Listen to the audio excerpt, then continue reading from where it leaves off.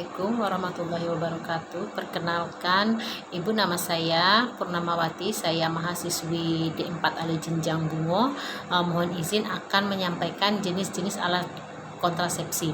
Alat kontrasepsi terbagi 5 jenis. Yang pertama, suntik kombinasi. Cara kerja kontrasepsi suntik kombinasi ini, yang pertama menekan ovulasi, yang kedua membuat lendir serviks mengental sehingga penetrasi sperma terganggu, yang ketiga menghambat transportasi gamet terhadap tuba.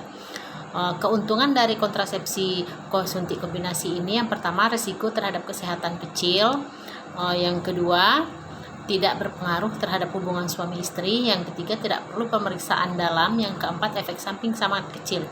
Kerugian dari suntik kombinasi ini, yang pertama terjadi perubahan pada pola haid, yang kedua mual, sakit kepala, nyeri payudara ringan, yang ketiga ketergantungan pasien terhadap tenaga kesehatan.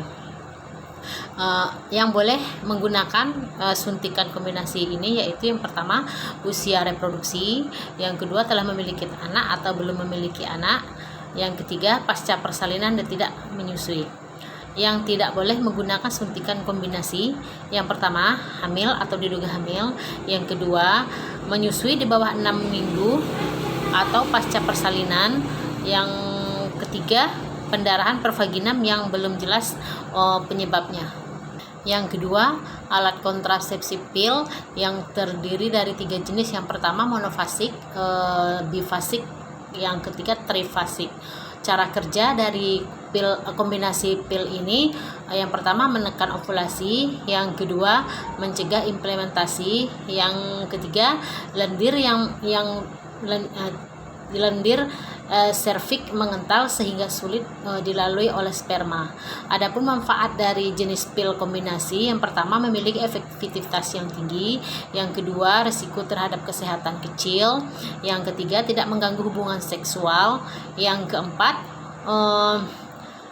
siklus haid menjadi teratur, yang keempat kesuburan akan segera kembali setelah pemakaian pil dihentikan. Keterbatasan dari jenis pil kombinasi ini, yang pertama mahal dan membosankan karena harus menggunakan setiap hari, mual terutama pada 3 bulan pertama, pusing, nyeri payudara ringan. Yang dapat digunakan pada kontrasepsi, yang boleh menggunakan pada kontrasepsi pil kombinasi ini, yang pertama usia reproduksi, yang kedua telah memiliki anak atau belum memiliki anak, dan yang tidak boleh menggunakan pil kombinasi yaitu hamil atau diduga hamil, menyusui eksklusif, pendarahan pervaginam yang belum diketahui penyebabnya. Yang ketiga, kondom merupakan selubung atau sarung karet yang terbuat dari berbagai bahan, diantaranya lateks, karet, plastik atau bahan alami yang dipasang pada penis pada saat berhubungan seksual. Cara kerja kondom yaitu menghalangi pertemuan sperma sel telur, mencegah penularan mikroorganisme. Efektivitasnya, kondom cukup efektif bila dipakai secara benar pada setiap kali berhubungan seksual. Manfaat dari kontrasepsi kondom ini, yang pertama efektif bila digunakan dengan benar, yang kedua tidak mengganggu reproduksi ASI, yang ketiga tidak mengganggu kesehatan pasien, yang keempat murah dan dapat dibeli secara umum, yang kelima tidak perlu resep dokter atau tidak perlu pemeriksaan kesehatan secara khusus.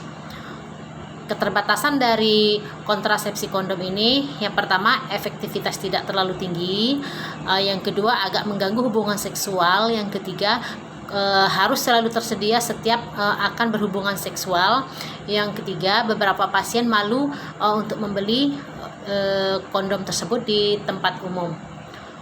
Yang keempat, implan. Jenis implan terdiri dari 3 jenis. Yang pertama Norplan, implan, Jadina, dan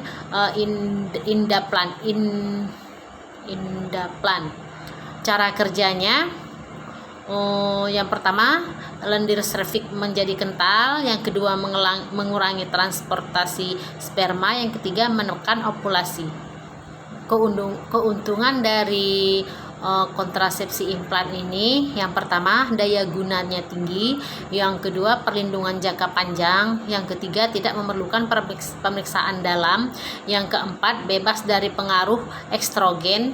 Yang kelima, tidak mengganggu kegiatan senggama. Yang keenam, tidak mengganggu produksi ASI. Adapun keterbatasan dari implan ini yang pertama yaitu pada pasien dapat menyebabkan pola haid tidak berupa pendarahan bercak, hipermorea atau meningkatnya jumlah darah haid serta amenorea. Yang kelima, AKDR, alat kontrasepsi dalam rahim. Cara kerjanya yaitu menghambat kemampuan sperma untuk masuk ke dalam tuba falopi. Yang kedua, mempengaruhi fertilisasi sebelum ovum mencapai kafum uteri. Yang ketiga, memungkinkan mencegah implantasi telur dalam uterus.